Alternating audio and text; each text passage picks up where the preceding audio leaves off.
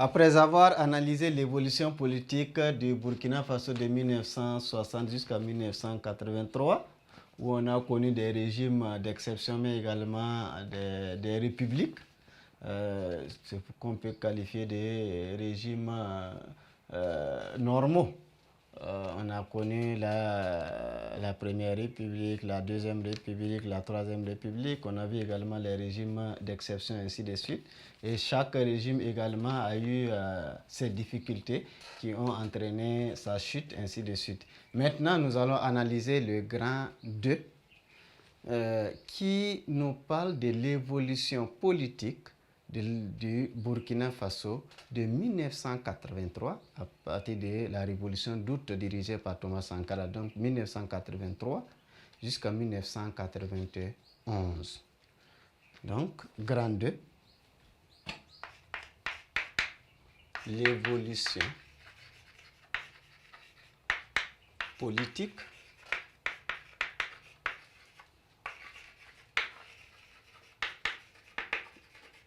du Burkina Faso de 1983 à 1991.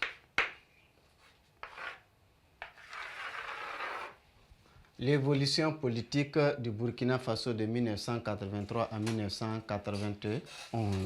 Comme premier point, nous allons voir petit 1.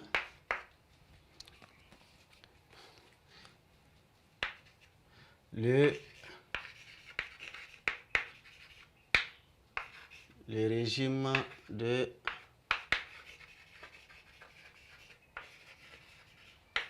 Thomas Sankara, c'est un régime d'exception aussi. Un régime d'exception, on peut dire que c'est le 5e régime d'exception que le Burkina Faso a connu.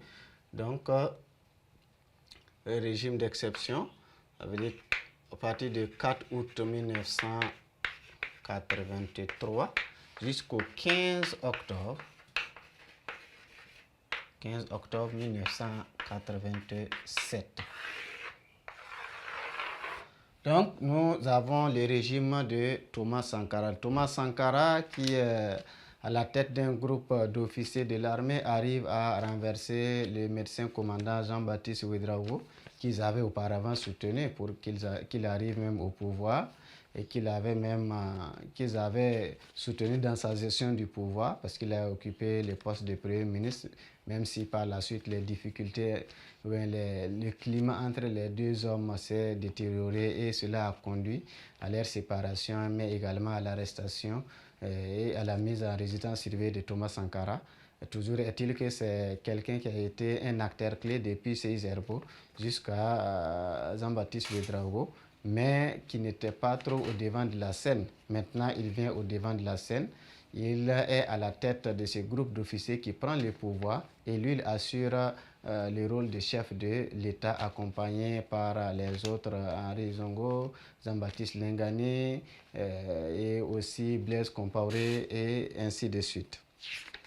Ils vont mettre en place un régime d'exception, la révolution d'août 1982, la révolution d'août 1983.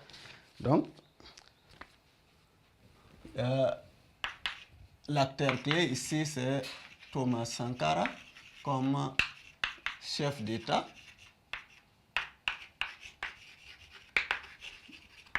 Thomas Sankara comme chef d'État. Et aussi, il va mettre en place le Conseil national de la Révolution. La mise en place du Conseil national de la Révolution. La mise en place du Conseil national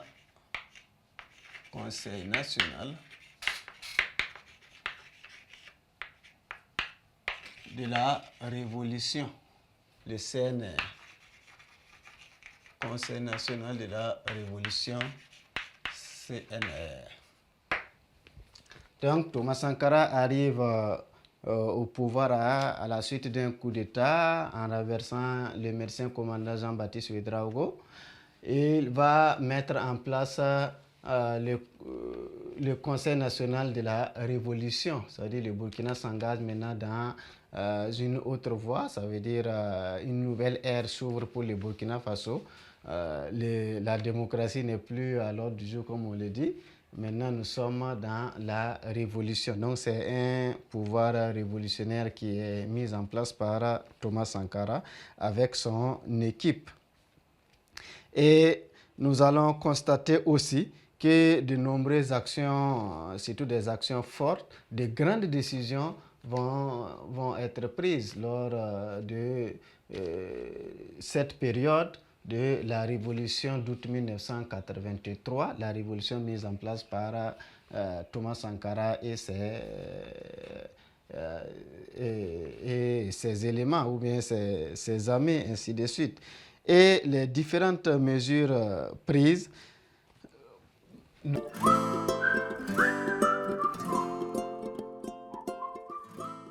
Nous allons retenir quelques-unes des mesures prises. La Haute-Volta devient le Burkina Faso, c'est-à-dire changement du nom du pays. La Haute-Volta devient le Burkina Faso. Le Burkina Faso qui veut dire patrie des hommes intègres, pays des hommes intègres. Donc la Haute-Volta, le nom colonial change, on devient le Burkina Faso. Et aussi le drapeau aussi change. On a la couleur rouge, jaune, vert, le rouge, le jaune symbolisé par une étoile à 5 branches au milieu et le vert en bas. Donc le drapeau change, le drapeau de la Haute-Volta n'est plus à l'ordre du jour. On a un nouveau nom pour le pays, le Burkina Faso. Et avec les habitants, s'appelle les Burkinabés. Comme les gens disent souvent Burkinabé. Les habitants du Burkina Faso, ce sont les Burkinabés. Et le drapeau change. On a les 3 couleurs qui sont là, le rouge, le jaune qui est symbolisé par une étoile à 5 branches au milieu, des 2 bandes horizontales, le rouge et le vert qui est en bas. Autre chose encore, l'hymne national change. L'hymne devient le ditanier. L'hymne devient le ditanier, le chant de la victoire comme on le qualifie. L'hymne devient le ditanier.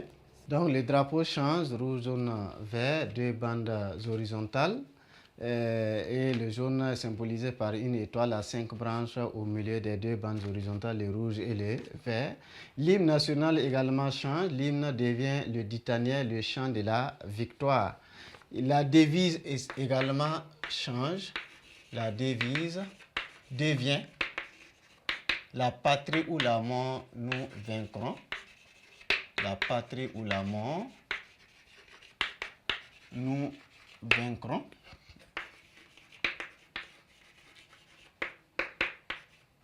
Il y a aussi la mise en place des tribunaux populaires de la Révolution, la mise en place des TPR. Des TPR, ça veut dire les tribunaux populaires de la Révolution. Et ces tribunaux-là ont la charge de juger les personnes responsables surtout de crimes économiques. Et des gens sont jugés de façon, je ne sais pas, comme son nom l'indique, c'est populaire, c'est accès, tout le monde a accès et on juge à la place publique pour pouvoir, et ces personnes sont appelées à reconnaître souvent les faits qui leur sont reprochés ou bien à apporter des preuves de leur innocence, ainsi de suite. Donc, cela même a été vécu comme une humiliation pour beaucoup de personnes qui ont été appelées à la barre. Donc, ça fait partie également des dérives des TPR. Il y a également la mise en place des CDR. les comités de défense de la révolution, qui souvent, à travers même leurs actions, ils arrivent ils outrepassent même leur rôle. Ils infligent des tortures, ils humilient des gens, ainsi de suite. Tout cela fait partie des dérives de la révolution. Mais ici, nous allons voir d'abord les mérites, ainsi de suite. La mise en place des TPR, il y a aussi, après la mise en place des TPR, il y a la construction des cités, la construction des cités de la Révolution, les cités de la Révolution. Il y a la bataille du rail.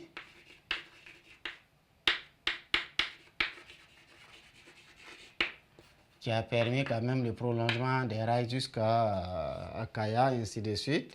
Il y a aussi d'autres mesures qui sont prises surtout dans le domaine agricole, la construction des retenues d'eau avec la participation de la population, construction des retenues d'eau. Retenues d'eau avec la participation de la population, le développement de l'agriculture, le développement de l'agriculture, le développement de l'agriculture. Il y a également les différentes campagnes de vaccination organisées pour lutter contre les maladies, les différentes campagnes de vaccination, campagnes à grande échelle de vaccination, ainsi de suite. Donc, beaucoup de décisions ont été prises et beaucoup de réalisations ont été faites sous la révolution d'août dirigée par Thomas Sankara. Et voici un peu ce qu'on peut lister en termes de décisions prises, de réalisations faites par ce régime-là. Il y en a plein. Et Thomas Sankara, c'est un leader charismatique, un leader qui souvent se signale à travers ses sorties, ses discours, que ce soit sur le territoire national, mais aussi que ce soit dans les institutions, lors des grandes rencontres internationales. Il s'est fait toujours souvent le porte-voix ou bien le porte-parole des peuples opprimés, en attaquant surtout ce qu'il appelle les impérialistes, ainsi de suite. Donc voici un peu ce qu'on peut qualifier on peut dire en termes de grandes décisions prises lors de la gestion du pouvoir par Thomas Sankara à la suite du coup d'État qu'ils ont perpétré contre Jean-Baptiste Ouédraogo. Mais il y a aussi des dérives. Il n'y a pas seulement que des grandes des décisions qui ont apporté beaucoup à la population en termes de satisfaction, en termes de satisfaction des besoins populaires, mais il y a aussi des dérives, c'est-à-dire des dérapages au niveau de la révolution d'août.